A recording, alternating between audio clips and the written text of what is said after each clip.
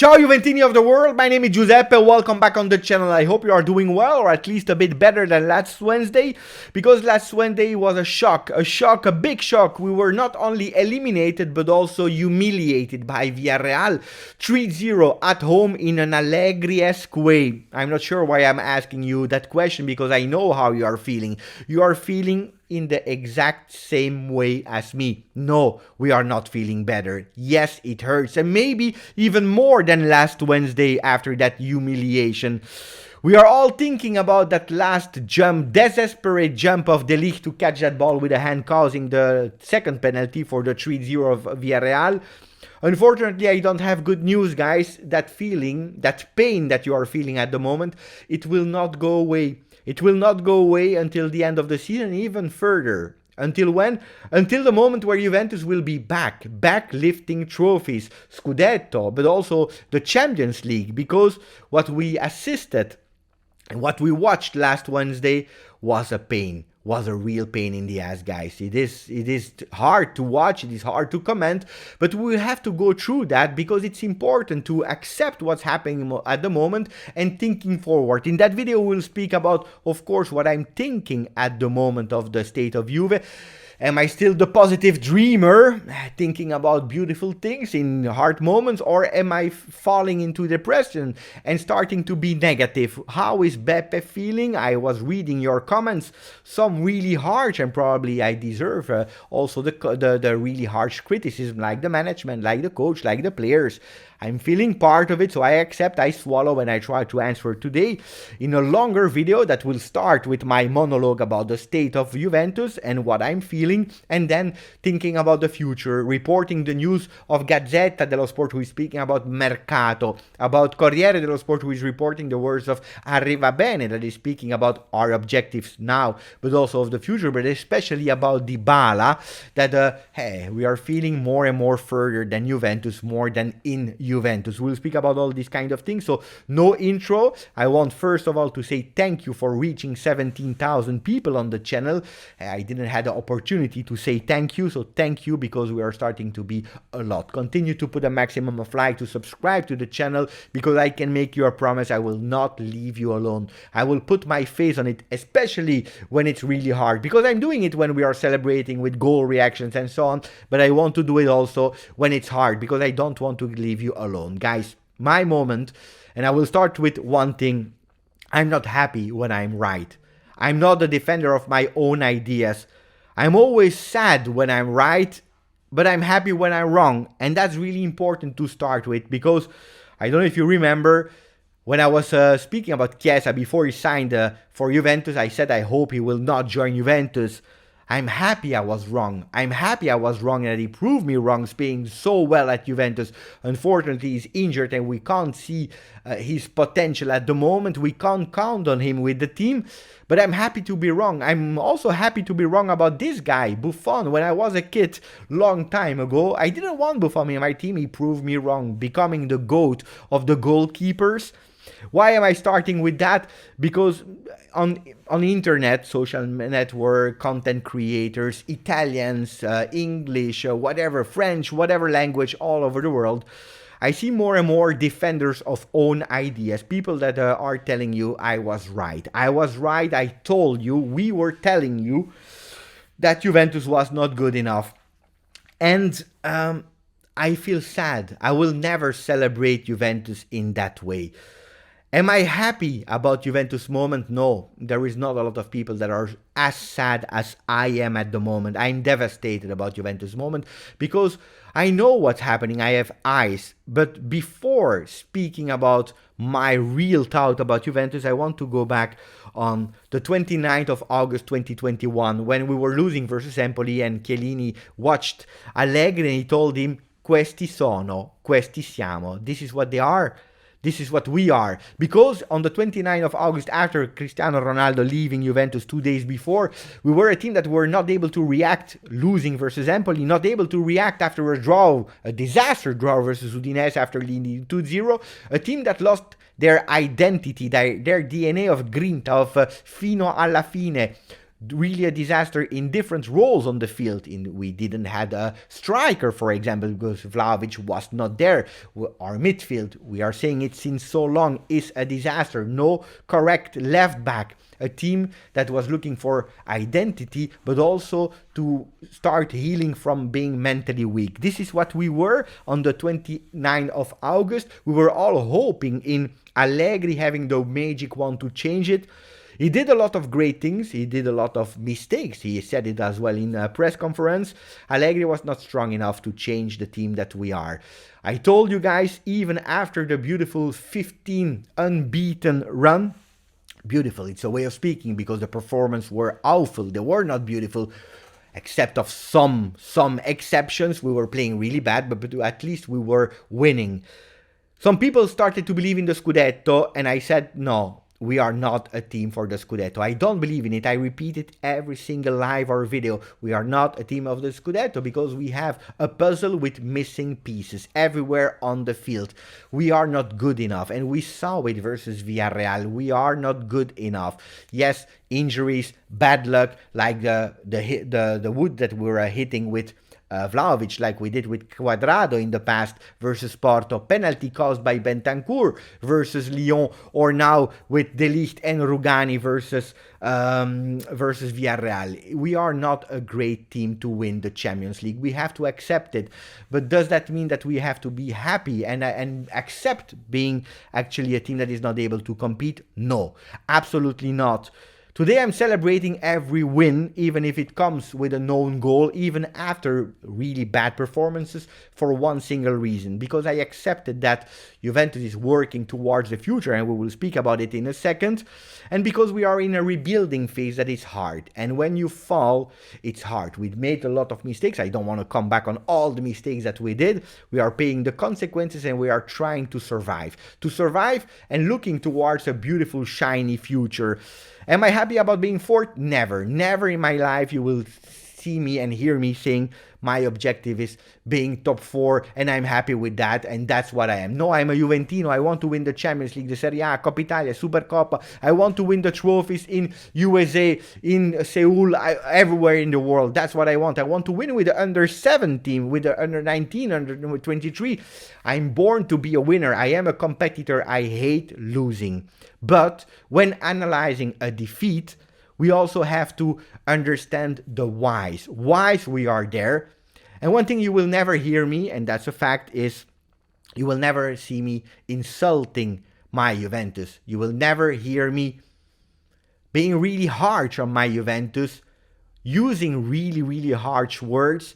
Never. Because I love my Juventus, and because instead of speaking about negativity, I want to do better. I want to do better. I want to look forward, accepting the moment, supporting, because pay attention, if we give up now, we will not even be in the top 4. There are still 9 games to play in Serie A, potentially 11 with the Coppa Italia. Don't give up now. Absolutely not, because otherwise it is a disaster. We have a bad team. We know it. We are not perfect. We know it. But now we have to continue accepting the moment with Allegri. Yes, I tell it, with Allegri, because we changed this season again to create a bit of stability to the team. And objectively, if you are watching what we are doing with the mediocre team that we have, we are doing miracles. We have to survive and thinking about next season. Next season for beautiful things, this season to fight until the end, because top 4 is in danger. We have a few points ahead of Atalanta, that's correct, but we are in danger. And now we start with all the papers, because we have different theories, guys. We have a few ones, like Tuttosport, we saying meglio Pirlo, better Pirlo what? Yes, if you are looking at the results at the moment, Pirlo finished 4th at the last day of Serie A. He was at the same stage in Champions League. Yes, I agree. But he won Supercoppa and Coppa Italia. If you are looking at trophies, Pirlo had more trophies than Allegri, but Allegri needs to finish his season. Let's see where we will finish. But meglio Pirlo, I think it's really, really a disaster. I remember all the fans with the Pirlo out hashtag last season. So meglio Pirlo, I don't accept it. Absolutely not. With all the respect for Pirlo that I appreciate so much. And I supported until the end of the season last season. But apparently the fans, they voted and 49% are saying, yes, it is Allegri to be blamed. 16% the players, and 34% are saying the management is to blame. Why are they blaming Allegri? Yeah, because Allegri should have made more wonders, because Pirlo was not able to do it, because Sarri was not able to do it, because they won and they were sacked, so Allegri had to do better. That's the opinion of the fans. Everyone is blaming everyone, and not that much the players. The players that we are criticizing, like Arthur, that did a really bad game without taking any risk, like Quadrado, that played bad, like so many players that were injured and not able to play, Dybala, Chiellini, and so on. Only 16% are blaming the players, guys. I think it's not enough. E adesso Allegri rincorre Pirlo, and now Allegri is actually chasing Pirlo for the trophies. Hey, he can't equalize him in with 3 trophies, except if we won Serie A, but I repeat you, we don't have to win. We don't have what it takes to win the Scudetto. It is what it is. Dybala, Juve, lunedì, we'll come back on that. There will be a meeting on Monday with Dybala. The problem remains the goal, because if we had before Vlahovic an average of 1.58 goals per game, we even dropped at 150. We are in line with Vlahovic. Without Vlahovic, we are still with the same problems. Juventus is not able to score. Yes, 4 times on target, 5 times on target versus Villarreal. We were not able to put that ball in the goal of Villarreal, and you know that in football this is what matters. It is what it is, guys. We continue with Locatelli, because when we are speaking about bad news, you have always more news, more bad news. Locatelli is positive. I start to understand also why he played really not a great game versus Villarreal. He was affected by COVID. He had already some COVID. He's positive. He will be out now versus Salernitana, and probably also with Italy. 2 important games for Italy to go to the World Cup. Without him, without Bonucci, it starts to be really difficult for Juventus and for Italy, guys. Another bad news is Marleake. The guy also injured. They will reevaluate in 15 days, but probably he will be out for 3-4 weeks. Let's see if he will be able to finish this season or not. He was super important with the under 23 that are fighting for a spot in Serie B. It is what it is. And then you have another part. It's Corriere dello Sport who is speaking about Arrivabene. Così la Juve torna grande. We are already thinking about the future, and that's the way that Juventus will be back and will be big back again. It's difficult to pronounce, but we are already thinking. And Arrivabene spoke a lot. He spoke about the objectives of this year. He said the defeat versus Villarreal doesn't change anything, because our objective was to be out of the group stages, so to qualify and go out of the group stages and playing the knockout phases. We did it, so we are quite happy about that. We lost versus Villarreal. It doesn't change our future plans. Our plans remain the same. What we have to do now is that actually we have to compete to be in Champions League, with also a beautiful financial part, what we were not able to do. He was speaking about Vlahovic that he anticipated also not only to win the Champions League, but because if we didn't compete now in the winter to have him, it would have been impossible in the summer. It is what it is. What about Cristiano Ronaldo? Pensavo restasse. He said, I was thinking that Cristiano Ronaldo would have stayed until the end of the year, until the end of his contract. When I'm speaking about objective, guys, we are speaking now in Arrivabene because it can be misinterpreted. Of course, the sportive objective of Juventus were to go in the quarterfinal, semi-final, maybe even the final, but we are speaking about financial objectives, and that was mandatory to go into the round of 16. We continue with Gazzetta dello Sport. We're saying Juve da rifare. Juventus has to be created again. We have to rebuild again, because the one that we are seeing now is not perfect. And how will we start? Probably not only with players, but also with a change in management, or at least an addition in the sportive part of the management with Sartori. Sartori, that is ex-Chievo, ex-Atalanta, sporting director that can come and play a big role next to Cherubini. What kind of part? I don't know. One thing is sure, Sartori will not be at Atalanta at the end of the season. It's over, and he will be free. We are speaking about him since February, but maybe even since December, to actually reinforce the management sportively. He did really big miracles in his previous teams. And then there are still the Giuntoli, that is another name that is around Juventus, but Sartori would be an addition for the management, not defined yet, but that can be. after the management will have to think about the players that will leave, and they are speaking about 4 players that could leave, or at least are in the top priority to leave this summer. We're speaking about Dybala, Rabiot, Alexandro, and even Arthur.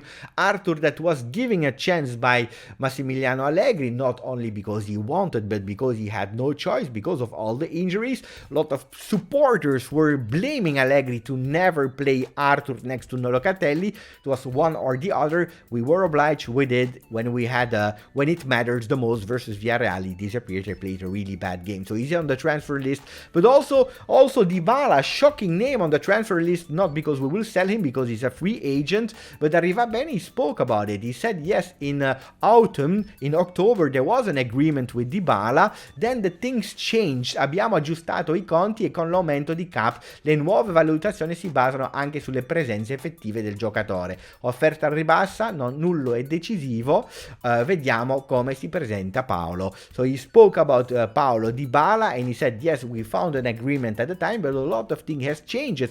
We made sure that we are back with our finances. We had that meeting, you remember that big meeting of February. Everything is done now, we spoke about it, and the things have changed. We propose something that is not valid anymore today. Today we are going on contract, but for all the players that are speaking more about efficacy, about players' physical condition, about presences, appearances on the field, and so on and so on.